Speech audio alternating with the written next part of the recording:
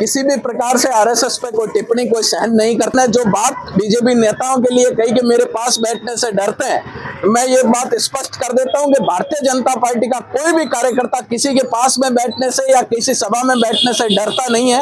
BJP के लोग तो सबसे ज्यादा मेरे से डरते हैं। मेरे पास किसी का फोटो आ गया, समझो उसकी टिकट गई। आरएसएस तो आपकी फोटो देखती है चटू सिंह जी, आज आप दूसरे कोने में बीच में विक्रम सिंह जी है। भाई विक्रम सिंह तो राज से ही आदमी है, तो इनको तो सबके साथ चलना है, तो इनको तो डरने की जरूरत नहीं है। छोटू सिंह को डरने की बात है, पर एक सीट छोड़ के आज हम जैसे मेरे वासी पूरे पाकिस्तान के बॉर्डर से चारों ओर से यहाँ पर हैं, तो आपका हमारा ये फर्ज बनता है कि देश की जो सीमाओं की सुरक्षा करना, उनकी रक्षा करना, ये हमारा पहला कर्तव्य है। और हम सब ये प्रयास करें कि हमारे जिले का अच्छा विकास हो, अच्छे काम हो, और आम आदमी की जितनी हम अच्छी सेवा कर सकते हैं वो हम सेवा करें, ताकि वास्तव में जो जिन्होंने बलिदान दिया है उनको सही रूप से उनको हम जब उनकी प्रेरणा लेंगे तो उनका जो आत्मा उनकी खुश होगी कि आज जो हमने देश के लिए काम किया था, तो वास्तविक रूप से आज देश जिस रास्ते पे चल रहा है, मैं चाहूंगा कि आप सभी मिल करके, अभी मैं सुना अंजना जी ने कही,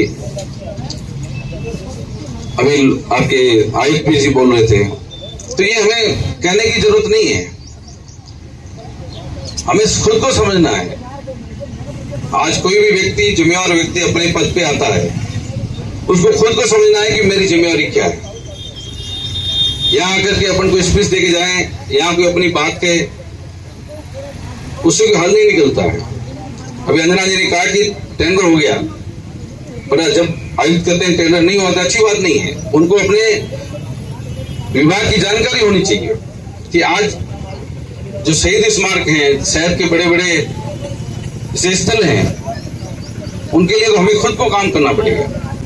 इसमें कोई पक्ष विपक्ष नहीं होता। तो हमें चाहिए कि जैसलमेर के विकास के लिए हम पक्ष और विपक्ष साथ बैठ करके एक मंच पे आकर के हम सोचें कि हमें जैसलमेर के लिए क्या काम करना है, जैसलमेर का विकास किस प्रकार से होना चाहिए, ये हमारी सोच होनी चाहिए।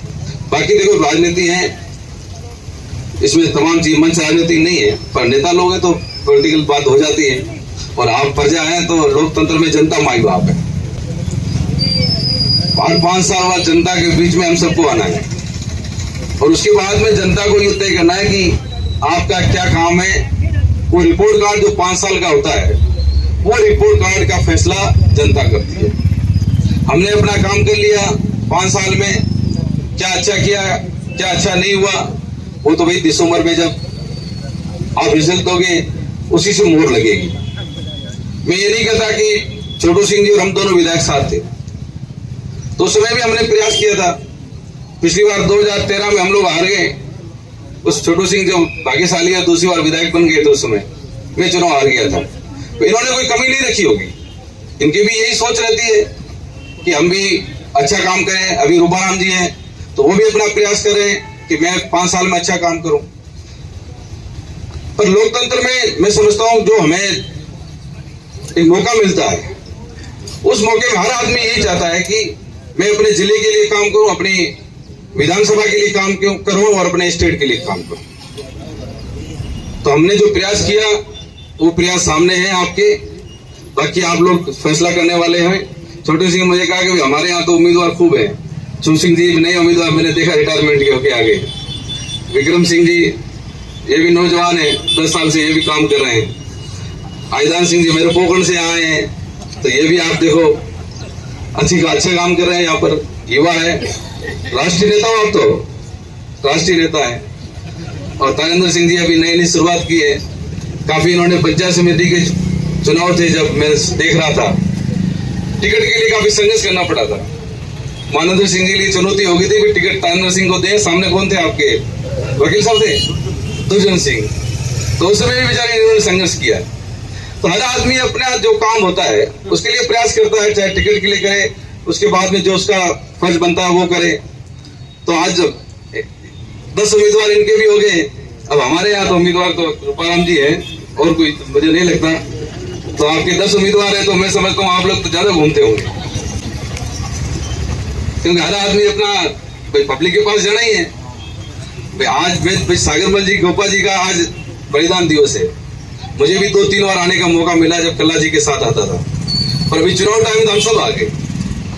अभी चुनाव है तो हम पब्लिक में हमारी बात भी कहेंगे, और उसके बाद भी आपके सामने जाना है। तो आज मौका है तो इस मंच पे हमें करना चाहिए। भाई मैं तो पोखरण के लड़ने वाला हूँ, यहाँ से कोई लड़ने वाला नहीं हूँ। मेरा चुनाव क्षेत्र तो पोखरण है, तंत्र है, इसमें तो आने में टिकट मिलना उसके बाद में एक हो जाना चाहिए।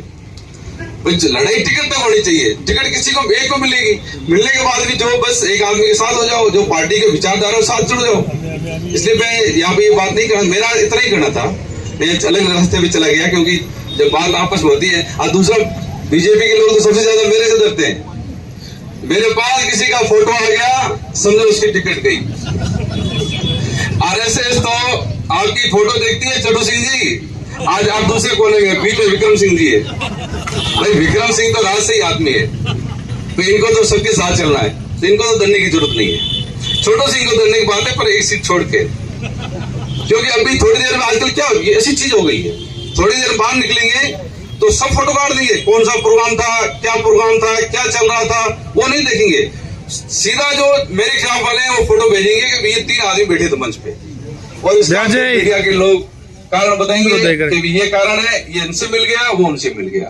तो ये सोच जो है छोटी हो गई है। इसलिए मैं कह रहा हूँ डरने की जरूरत नहीं है, टिकट किसी के लिए कटेगी। आप तो आपके पार्टी जो निर्णय लेगी ऊपर से दिल्ली से निर्णय होता है। अब तो नहीं, मैं आरएसएस टिप्पणी नहीं कर रहा हूँ, मैं मैं आरएसएस ऐसे नहीं कर रहा हूँ, मैंने गलत नहीं बोला है।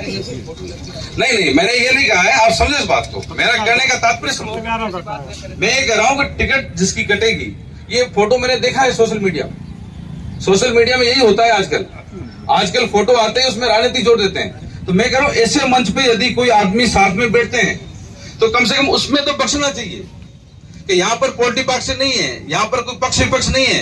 आज हम बलिदान दिवस पे आए हैं, तो ऐसी चीजों को हम राजनीतिकरण करेंगे या उस चीजों को आगे बढ़ाएंगे तो उससे फायदा नहीं होता। मेरा कहने का मतलब तात्पर्य ये नहीं है कि क्या गलत है क्या सही है, वो तो पब्लिक तय करती है। हमारा संगठन अपना, हमारा सेवा दल है तो वो अपना काम करता है, आरएसएस है वो अपना काम करेगा, विश्व हिंदू परिषद है वो अपना काम करेगा, तो हर शिवसेना है वो अपना काम करती है।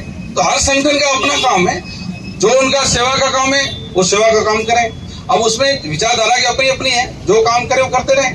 पर मैं तो इतना ही कहूँगा, हम सबकी सोच ये होनी चाहिए कि जैसलमेर जिले का विकास कैसे हो और हम अच्छा काम क्या कर सकते हैं। किसी भी प्रकार से आरएसएस पे कोई टिप्पणी कोई सहन नहीं करता। उन्होंने कोई टिप्पणी आरएसएस पे नहीं की, हम लोग वहीं थे। लेकिन उन्होंने जो बात बीजेपी नेताओं के लिए कही कि मेरे पास बैठने से डरते हैं, मैं ये बात स्पष्ट कर देता हूं कि भारतीय जनता पार्टी का कोई भी कार्यकर्ता किसी के पास में बैठने से या किसी सभा में बैठने से डरता नहीं है।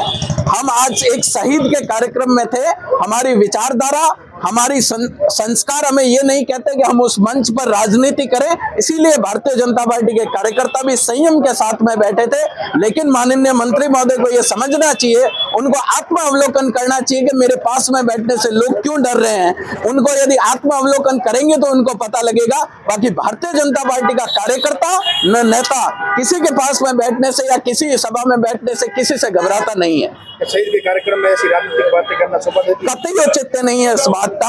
आदरणीय कैबिनेट मंत्री ने स्वयं ने ये बात कही कि मैं विषय से भटक गया। आप खुद अपने स्वयं का अवलोकन करें कि आप विषय से न भटक कर विषय पे रहें। ये उन्होंने स्वयं ने कहा कि मैं विषय से भटक गया। उस बात को लेकर उन्होंने खुद ने खेद व्यक्त किया।